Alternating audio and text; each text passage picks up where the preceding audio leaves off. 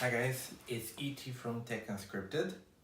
So this is the first tech journalism video that we're going to do here, and we're going to start with Google, and specifically with Google Pixel 4 and its recent leaks, and putting that in the context of a video that I've been wanting to make for a long time, video or an article, something that I've been thinking about, and specifically Google's design problems as a whole.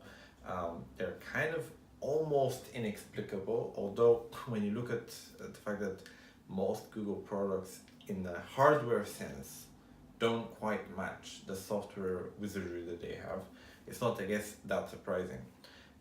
What is a little bit frustrating is how much promise the Pixel line has and how good the Nexus line was before it, and then putting that together with what we have so far in the Pixels 1, 2, and 3, it's a little frustrating.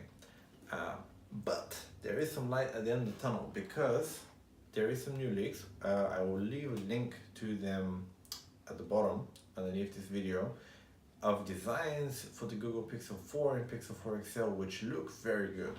And the reason they look very good is also that they actually look very much like the Galaxy S10, S10e, S10 Plus, etc., etc.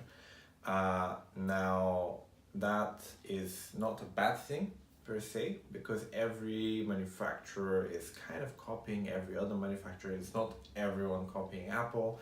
I think we all pretty much know this by now. And the renders, at least for the Pixel, to me actually look better than the Galaxy because they have this Pixel blocky styling, a little bit rougher, let's say, and I find that to be a little bit better, a little bit nicer to the eye, nicer on the eye rather.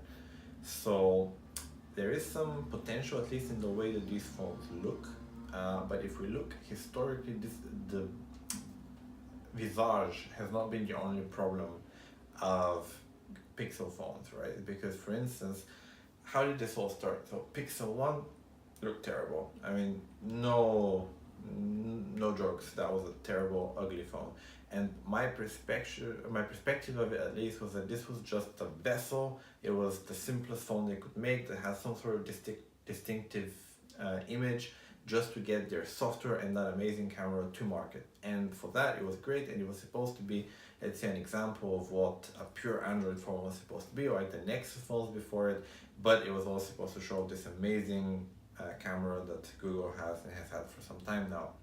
Then Pixel 2, and specifically 2 XL, actually visibility design was great. It looked great. I know that design is subjective, so maybe you hated it, but at least I think everyone can admit that it wasn't a dog. It wasn't ugly.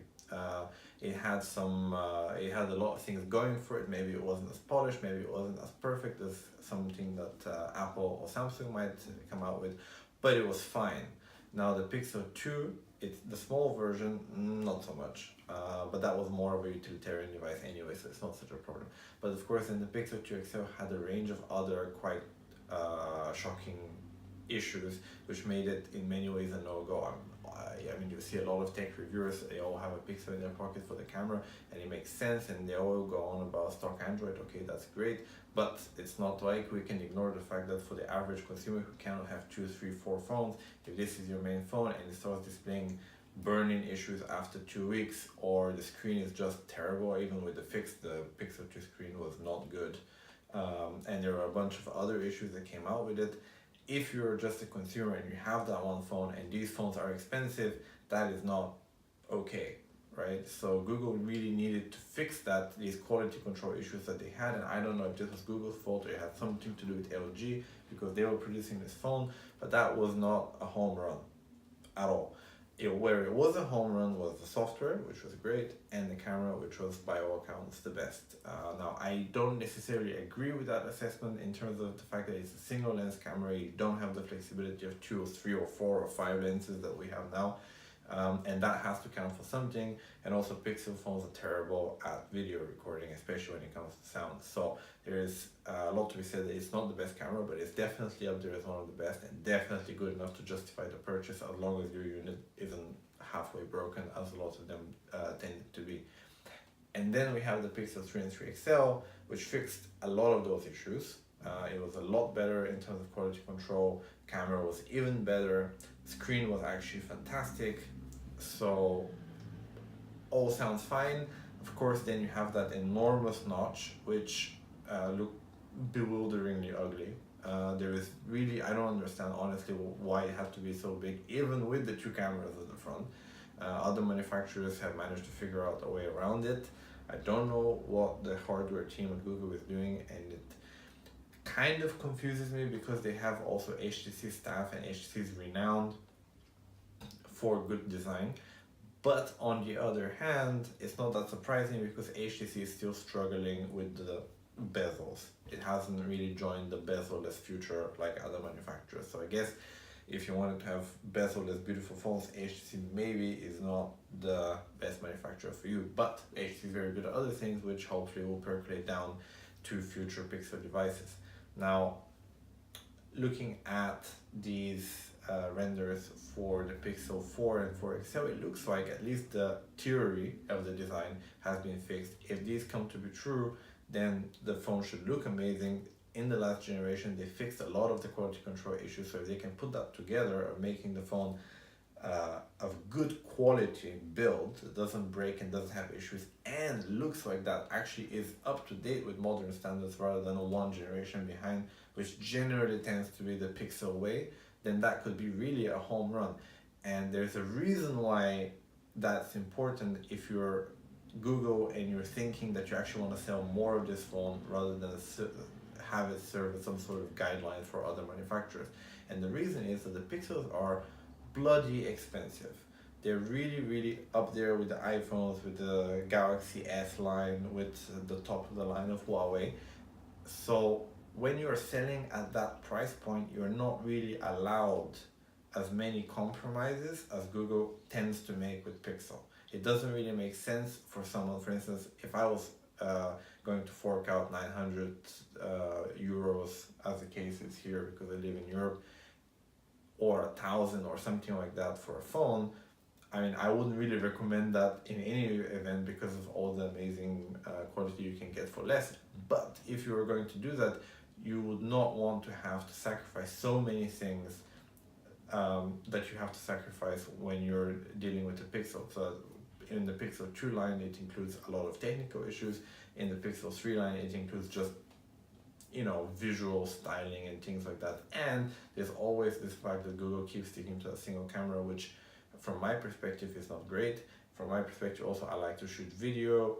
Video in Pixel in general is still not up to the level of the iPhones, the Galaxies, the Huawei's, and even the Xiaomi's, because Xiaomi's Mi 9 came out with the highest rating for video in DxOMark. Now, whether you take that as something that actually is important, their judgment, that's up to you. I'm not married to any of their rankings, but it's a guideline and you can't ignore it. Now, Pixel 3, for instance, did not do so well.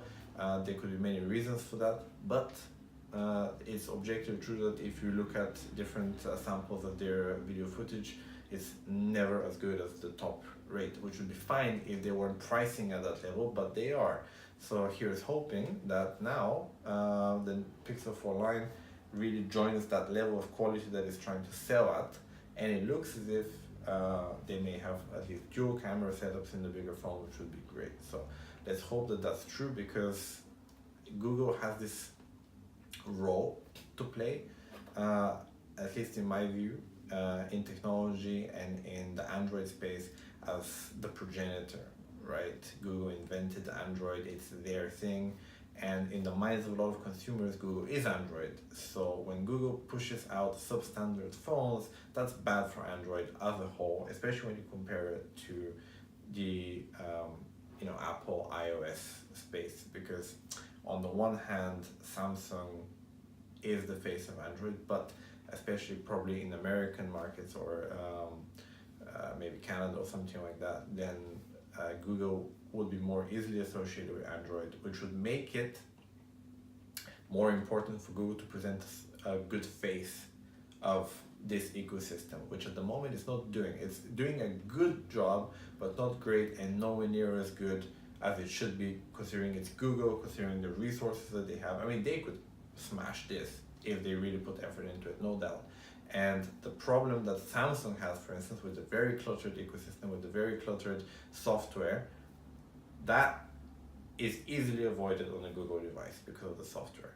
So they have all the tools, they just have to put them together. And it's been frustrating that it's not happening, but maybe now, we'll see when it comes out.